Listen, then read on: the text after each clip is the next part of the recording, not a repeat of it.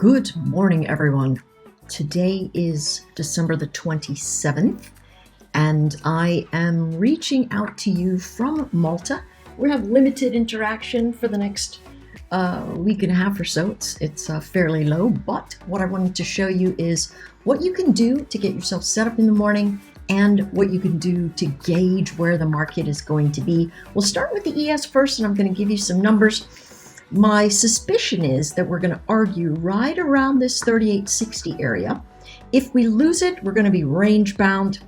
We're going to get ourselves really all the way back to 38.45, and potentially the bottom. We had the Dallas Fed number come out. It wasn't very good. Notice the bounce here on a shallow bounce. We are retesting this level again. So this is going to be the level of contention. From a 30-minute chart, we can see that there is arguing here at this 38.70, 38.75 area, arguing here at 38.95 to 39.02, and then arguing down here at that 38.50 area. Once you come into the zone, remember these zones in TrendSpider just tell us where people are going to argue, not necessarily whether it's going to bounce or hold the ledge.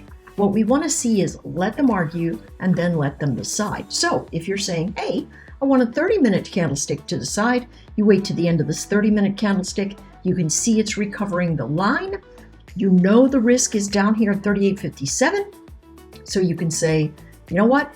I'm going to try long to push it up there. Or if you are bearish in your mindset and the 30-minute candlestick formations are slightly bearish, they're telling you, hey, watch your bounces. As soon as you get up over 65, you're probably going to get back into 72. So I would not position a short here unless you had 2 points of stop, and that's all. You'll get yourself in good shape there. If it closes underneath this candlestick right here, you're going to have yourself more downside action, and it'll move into that lower level. Really clean breakout in terms of direction, but we are sitting right where the charts are likely to argue. Notice on the weekly, we are sitting in a monster battleground. And as far as last week goes, we're right inside of last week. The ES and the NQ are operating quite differently here. We know the NQ is much weaker. It seems to me there's a lot of loss tax harvesting that we're doing. Folks are doing. That means the losers that they've been hanging on all year to, that they hope will recover, they're saying, you know what? I'm going to take my losses, write it off on my taxes. And that really is what is happening here. Let's take a look at the NQ.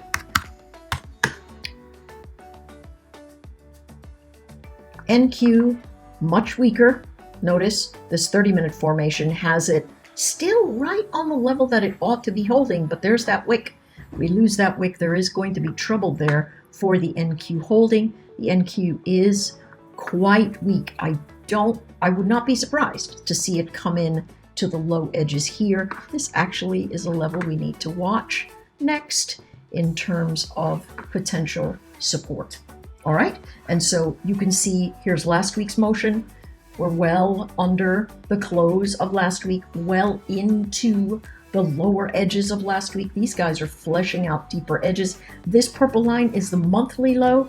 I think all the bounces that we see in the NQs are very likely to be selling points. You know, a number of folks are saying, hey, listen, the pain trade would be if people went back long into tech, but we really can't estimate that right now. That doesn't look very clean. What I am saying to you is this: if it holds this line right here, 10,956, it's very likely to sit right in this pocket of motion.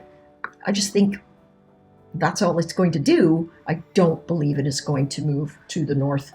It just does not have that kind of formation attached to it. Everything is very bearish, particularly from the weekly charts, right? If we take a look at the monthly charts, it's just as bad.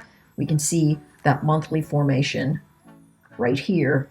We've wiped out the entire month and then some, creeping into the lows of that region. So I suspect bounces are sell zones. Could be sell zones also in the ES, but they are still holding their general support line, as is the NQ. So now let's look at SPY. For those of us who don't trade futures but looking for SPY numbers, if we take a look at SPY, we can see that I mean, we are jammed right in an important level. Remember 381 from weeks past? We're coming right into it again.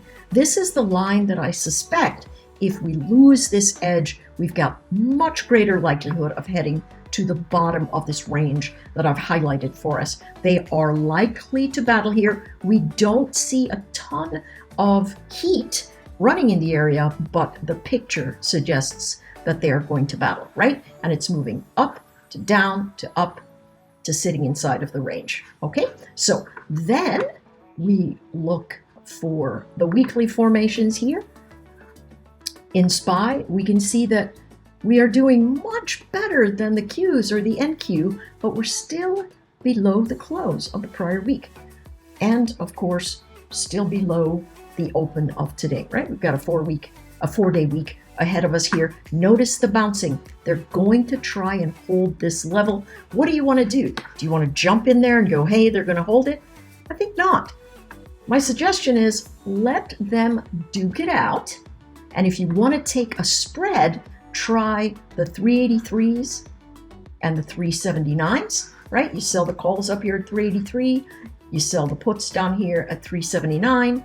And if it starts getting into this area and it doesn't bounce, you cut and run. But right in the middle would be the area that you would sell the spread and then say, you know what, that's going to be the best price in between that I can get for myself. For the Qs, you know, same sort of thing. I don't really like doing the Qs in the 0 DTEs because they can collapse so quickly. I don't find them to be as reliable. Notice, however, if you just want to sell the calls, it seems to be much more likely that you can have something sitting in that area at around 266.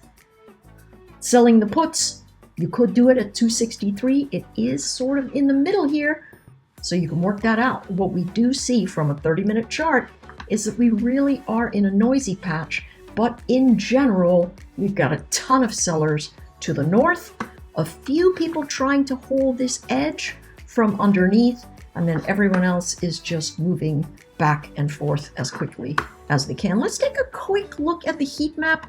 Last thing here, let's go to flow and see what we've got. Sorry about the quietness here. It takes just a minute because I'm going through a VPN. See the mixed bag that we've got. Traders just have no idea what's going on. But there is a grind upward in the holding of the calls. So they think that the market action has bottomed. However, the overall flow, the volume, is still negative, right? There's still more puts being sold, or excuse me, still more puts being bought than calls being bought. It just, you know, it doesn't look very good to me at all in terms of trading, right? Good place to study. Okay, that's it for me. And, you know, good luck trading. I'll write up something for us to see how the day followed through. And these are great ways for us to understand exactly how price action moves. Notice, see the break? This is the last thing I want to say. Notice the break and then the massive move up. Just because prices come into a line in the sand and break it doesn't mean it's going to rotate down.